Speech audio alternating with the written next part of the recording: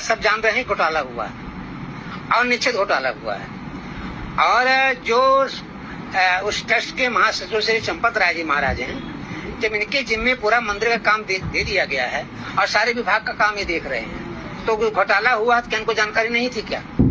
अगर इनको जानकारी नहीं थी, जो लोगों ने जानकारी बताया, तब क्या हुआ? जैसे महिपाल यहाँ पे लेखाधिकारी था, जब उसने कहा कि यहाँ घोटाला हो रहा है, रुपया बाहर जा रहा है, 10 की जगह 15 गड्डियां जा रही हैं, जब उसने बताया तो उसको उस पद से हटा क्यों दिया गया भाई? उसकी जांच करते कि सही कर रहा गलत कर रहा है, उसको पद से क्यों हटा दिया गया? चलो ये भी कोई बात नहीं है। 8 महीने का कैमरा कंप्लीट कर दिया गया भाई, चलो ये भी कोई बात नहीं है। जब स्वर्णकारों ने 200 चांदी के ईंट ला के इनको दिया और इनसे कहा आप इसकी रसीद दे दीजिए, इन्होंने रसीद नहीं दिया। क्यों रसीद नहीं दिया भाई? आपने रसीद क्यों नहीं दिया? चलो इसकी बात छोड़ दीजिए।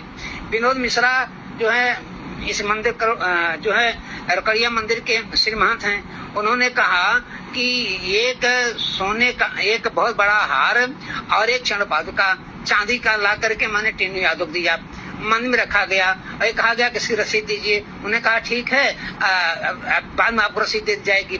1 दिन, 2 दिन, 3 दिन, 4 दिन, 5 दिन, 6 दिन, 7 दिन, 10 दिन, 8 दिन, 1 महीना, 2 महीना, 4 महीना, 5 महीना के बाद उनका भाई रसीद दे दीजिए। कहा नहीं, रसीद आप क्या करेंगे, जो ठाकुर जी को पहनाया जाएगा फोटो आपको दे देंगे, तो फोटो नहीं दिए। उसके बाद उन्होंने कहा कि इसको जो है बंगलौर भेज करके गलवा दिया गया। इसका मतलब क्या होता है? आप तो पढ़े लिखे व्यक्ति हैं, जब कोई सामान किसी अंदर जाता है उसका एक रिपोर्ट बनती है, इतना सीमेंट, इतना बालू, इतना रुपया, इतना पैसा इस फैक्ट्री के अंदर गया काम करने के लिए। और जो कोई बाहर निकलता है तो उसकी गेट पास बनता है, निकासी का भी होता है, बाहर का भी होता है, जिसको गेट पास कहा जाता है। और उस गेट पास की प्रत्येक दिन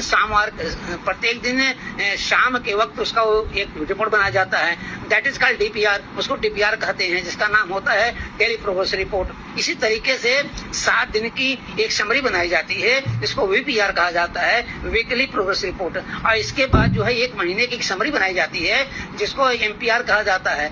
अब इन लोगों को पता है पढ़े लिखे हैं या अंगूठा टेक हैं या मूर्खाधिराज हैं या केवल आरएसएस के राम भक्त हैं, ये लोग उनको ये भी नहीं पता है कि डीपीआर किसे कहते हैं, वीपीआर किसे कहते हैं, एमपीआर किसे कहते हैं। कोई बनाया गया इनका डीपीआर एमपीआर? तो क्या ऐसे ही सब चल रहा है क्या मंदिर में? जो बिल्कुल। अभी तो आरएसएस वाला एक व्यक्ति बोला है, आप उससे पसंद है, उन्होंने कहा कोई राम मंदिर थोड़ा, वो तो आरएसएस का कार्यालय है। आप क्या बताएंगे? आरएसएस का एक इनका नागपुर से रहने वाला, उसने अभी डिबेट कहा है कि ये आरएसएस का मंदिर है। हम एक चीज जानना चाहते हैं। जी मंदिर में जो एसआईटी की जी देखिए, अयोध्या के